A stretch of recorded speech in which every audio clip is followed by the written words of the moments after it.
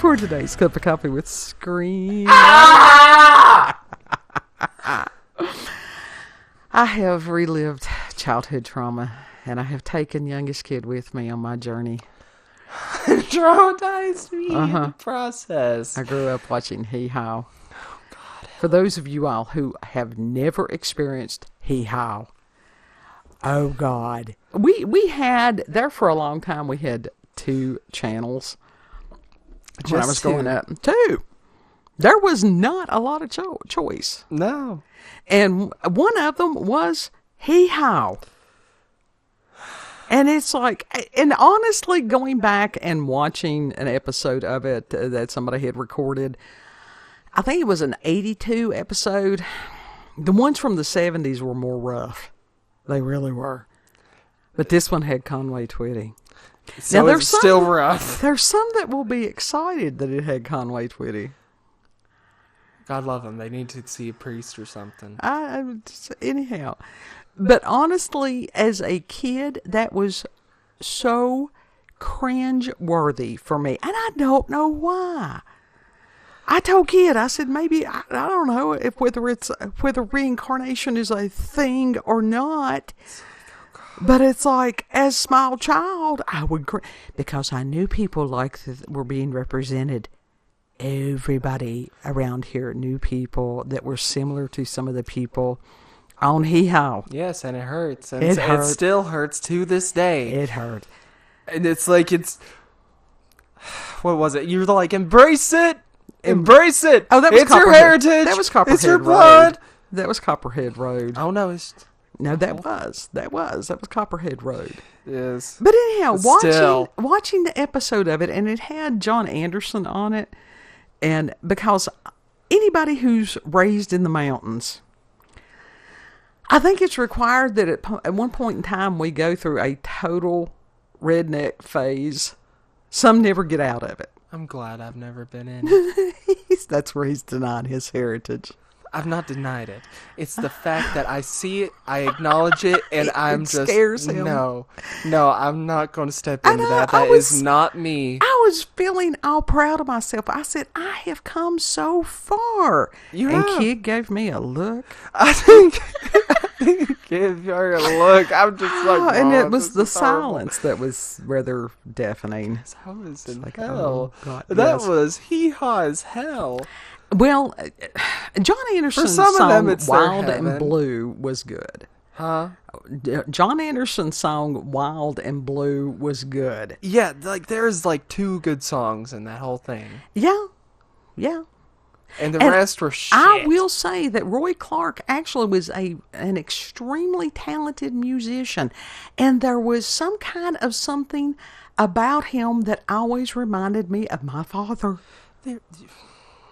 Which is odd. Yeah. It was always odd. I don't know if it was an essence or there was similarities. That's weird. Yeah. But there are these 2 guys on there that creeps. Well, that was I think, was it the Anderson brothers, the twins? And it's like there was a reason they had that Jeffrey Dahmer hair. Yeah. They did. There was a reason that they Norman Bates. Really made it in show business and stuff outside of Hee Haw. But now, there were some brilliant comedians on there. Now, Lulu Romans was hilarious. And back during the 70s and stuff like that, that was a time as far as Twiggy to where you were not supposed to see fat people on TV. And that was one thing I will say about Hee Haw. They had people of every size. So I think that in some ways they were very much ahead of the time on some of that. Mm-hmm. And from what I understand, she was a very brilliant person. And the same thing with Minnie Pearl. She had been a school teacher. Some of these people had performed at the Grand Ole Opry. Which was a big thing back then. Oh, it was a huge thing. It was like the main thing. If you got there, then you're doing good. Yeah. With country music, you could have a hit and you could ride on that for years. It was totally different than pop. Yeah, pop is still kind of disposable. Because the fans of country music, I mean, they were very loyal. You had to do something horrible. And there because they were were all some that, depressed. as opposed to like the Dixie Chicks, and they shat in their nest. That's true. Don't shit where you eat. But you know why a lot of people liked the country music? Trauma bonding. You think it was trauma bonding? I Yes. think it was too, to a degree. I think so. But it was a much simpler time, and as far as the jokes were not filthy. You had Jerry Clower, who was on there, and he was hilarious back in the day. Mm-hmm. He was just very bombastic, and some of these artists that kid had never seen before. Yeah. But yeah, Jerry Clower, back, like I said, that was back in the day, and he was just over the top. Like, I won't funny. say that the show was horrible. No. I won't say that it was horrible and that it was completely unbearable, because it did have funny moments to it. A lot of it is just, oh god, that it's too close to home. It is very close to home, and that was the whole gist of it. Especially the gloom, despair, and agony on me. Gloom, despair, and agony Because on me. you do have people, and if you listen to true Appalachian music, you have a lot of life experience is put in those songs, and some of it is depressing. Yeah. And it's brilliantly done, but Ralph Stanley's "Oh Death," oh my God. That makes you want to just toss a toaster into the bathtub. But that is an old style music. It's an old style of suicide. That's what they call it. It's not bluegrass. It's old timey music. That's what a lot of people refer to it as. There is a distinction. Dude. You got a lot of the Scotch-Irish influence that came here to the mountains and stuff. I very much can appreciate the heritage and stuff that goes behind it. The fact that it was, woe is me, woe is the life. Absolutely. You cannot listen to that day It in is and really day hard. out. No, you can't. And it's one of those things that the way that they balance things out was a lot of times through gospel songs. Yeah. Okay. But also you got to think about the Southern Christians and Southern Baptists Well, and that was way Protestants before them. and stuff like that. And it's like, all right, see y'all next Sunday. You're going to hell. Yeah. But that's, as far as Appalachian culture and stuff like that, that's newer. Believe it or not, it is. But as far as Appalachian culture is very unique, and each section of the mountains and stuff has its own peculiarities. It does. I mean, you It's can its go own- within a few miles, and it will be a totally different. A lot of times, the dialect and the accent is different, and it's interesting the amount of infighting that happens amongst Appalachians, because it does happen. And that you will have somebody that's from a town that has, I don't know, a little bit bigger population, and they think that they're think they all better that. than. Huh? That they're better than. Shit. They think that they're all that in a bag of crisps. Yeah. And it's like, why? Bag of Why? chips. It's foolishness. And people from outside of this area to come and judge, and let's face it, the stereotypes, there is a reason that some of those exist. But it's not all of us. No, but listen, those stereotypes definitely are rightfully earned. Oh, and it's just like, And God it love him. hurts. Over on X, there's guys, it's called the Appalachian Podcast, and they have some awesome posts that they do. And one of them was sharing some of these guys, young people, that they were doing some kind of bare knuckle fighting or whatever, because people do that anyhow. They might as well try to get a purse out of it. And it's like, oh God, the stereotypes, and it's like you work and you try to break through those stereotypes. And in 5 seconds, it's all undone. Thank you, TikTok. Thank you, X. Thank you, TikTok. Yeah. You are too. But it was absolutely just to watch kids' reaction to it. And as far as Hurt me. It did hurt him. And I'm like, look, I grew up rough. You're going to experience a little bit. For years. For years, you've been trying to get me into Southern rock and all this. That's just what I listen to. I grew up listening to it. Yeah. I still love it. As far as Molly Hatchet or Blackfoot or any of those folks. I mean, I'm not going to say like there's... There is Southern rock that I certainly do like and enjoy. Not all of it. No, I get it. I get it. That's like and there's some country, like actual genuine country that I like. Mm-hmm. Not all of it. Yeah. And I certainly cannot work when it's playing 24/7. Hey, I had to listen to Loretta Lynn back in the day. I can only stand by your man. I can. Is that Loretta? That's Tammy Wynette. That's Tammy Wynette. Mm-hmm. What the fuck was Loretta Lynn? Oh God, she had one that was called The Peel. And it was just, like I said, I was a child, and that was traumatic. There was a lot of those country music songs because I'm a word person, and so I listen to the lyrics, and it's like, you can't unhear that. But why did they have to sing about it all the time? I don't know. It's like, yes, let's continue to focus on the depression that we are going through and make others depressed as well. Yeah. Well, this is the reason that a lot of that was played in bars. Yeah, anywhere alcohol was sold and stuff like that. That was, because it encouraged people.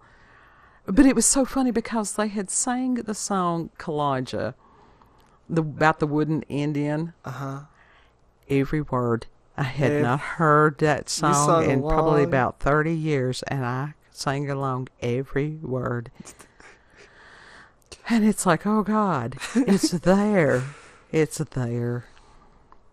And to sit there and explain to kid, and it's like, look, you're just a couple of generations removed from moonshiners. Because it was part of our heritage, part of Appalachian culture. Yeah. And my father's parents, back in the day, yes, they did, because that's how people made money. And as far as the government coming in, it's like, oh, you can't do that. And to take away somebody's livelihood. And this is why Appalachian people have this. It don't matter whether it's local government, whether it's state, whether it's federal, anything. Government is government. Yep. And that you have people that will a lot of times abuse power. And now Appalachian people are a forgiving people, but we got a long memory. We do. And there's a tally. Some of them do keep a tally of how many times these people fuck them over. And it's like this. It's one of those that once you lose trust, you have to rebuild that. And that can take a long time. Oh, yeah. And I don't think that's just Appalachian culture. I think that's any culture. That's any culture that has been taken advantage of. Yeah. And something else that we had watched today, I was going to watch spoopy stuff, it just didn't happen, was this gentleman from someplace over there in the UK that was reacting to a video of different Southern dialects. And when he got to the one, it was some of the Appalachian ones, he's like, I have no clue what they're saying. Listen, I understand. Some of them, it is very difficult to understand. Well, the ones that have thrown me in the past were, and I have been around some Cajuns and stuff, and I love to hear the Cajun people speak because it's unlike anything else. Yeah. And some of the words, especially if they go into some of the French phrases, because it is this unique blend that Cajun is, that I would have to sit there and go, what? It's like, can you repeat that for me? Yeah. Just a little bit slower. And they would just laugh, and, the guy would just laugh. And the one I knew, he had moved up in this area years ago, and as far as getting a little Subway shop, they call them po' boys. Po' boys. Not poor boys, po' boys. Po' boys. And it's a sub. And the stuff that he fixed, it was top notch. I mean, just absolutely delicious food. Ooh. Yeah. That was many years ago. I don't know where they went, but I hope that they were doing well. Well, because it's like, damn, the way that you're describing it, I want to try it now. If Oh, it was wonderful. He fixed this one, and it had like oysters and stuff in it. Damn, that's fancy. You wouldn't think about putting an oyster as far as on making a sub out of that, but no, it was awesome. That sounds really delicious. Some of these areas are losing so much. It's not just here in the Appalachian Mountains, it's everywhere as far as their dialect and people being made to feel ashamed of where they came from, of their heritage and stuff like that. Oh, hell no, You be proud of your people. I mean, I am, like I said, my father's people with the moonshine and stuff like that. I think that Appalachian people should be allowed. I think they should make it legal that is a cultural, thing. It is part of our heritage that we should be allowed to make moonshine. It should be. But due to the laws on alcohol in general, I doubt that that's going to come anytime soon. I don't know. I think that there should be, that's where people need to get in touch with some of their legislators and stuff and go, look, all these other cultures are being recognized. We want to be recognized. That's because white people didn't, like the brain work with me. What is it? Agenda. The agenda has been that white people have no culture. We ain't all white. That's the thing. We're Appalachian. Tell that to them. They don't want to hear it. The people that are saying this shit are usually the ones that are taken away from the people, from the smaller people. Yes, but that's because the smaller people have... No, because you've got small groups that have very big mouths and that they, get their needs taken care of. I think that some of these other small groups need to grow larger mouths and larger voices and be heard also. It can happen. Mm-hmm. And as far as Appalachia stands, does that need to happen? Absolutely. But that's what I'm talking about as far as smaller people, because they tend to have the loudest voices. That's how they are viewed. What? Well, I'm just, as far as the gloom, despair, agony. Yeah, but the Appalachian, the culture differs depending on what section of Appalachia that you're in. Sure. I mean, it goes all the way from, like, Pennsylvania, Maine, someplace up through there, all the way down to Georgia. But they certainly have been treated, no matter where they come from in the mountains, if they come from the mountains, they've been treated like shit and have been stolen from. Stuff has been stolen from them. Absolutely. And it's not that I'm ashamed. It's not ashamed of the culture. It's the fact that some of them just, it's like on hee-haw. It's like, oh God. Well, and I can understand that because you're still young. And that is one of the things. You still cringe at some of it too. I do, because I have known people, and I'm like, oh God, that's why that makes me cringe, is because I've known people like that. Like I said, stereotypes exist for a reason. Mm-hmm. You for some reason think that I have not known people like that too. But it was just fun, and it was an attempt to enlighten and edify a kid about some of my past and some of the things that were important to me. And I think that's important. I mean, we present opportunities, and then it's whoever's to do whatever with. Give Hee Haw a watch if you have not watched it, because honestly, it is a fun watch, much like the Carol Burnett show, or what was the other one that was also on the Carol Burnett show with Granny and the... Oh, I can't remember. I had seen the ad from that, from Mama's House or something like that. I can't remember. I think it was Mama's God, that was House. Hilarious. It had Eunice in there. That's what it was. It was awesome. So, final thoughts, kid? Hee-haw. Yee-haw. You want to tell them where we can be found? Get along, little doggy. Get along. You can find us on BitChute, Rumble, and YouTube at Rolanda's Cup of Coffee with Scream.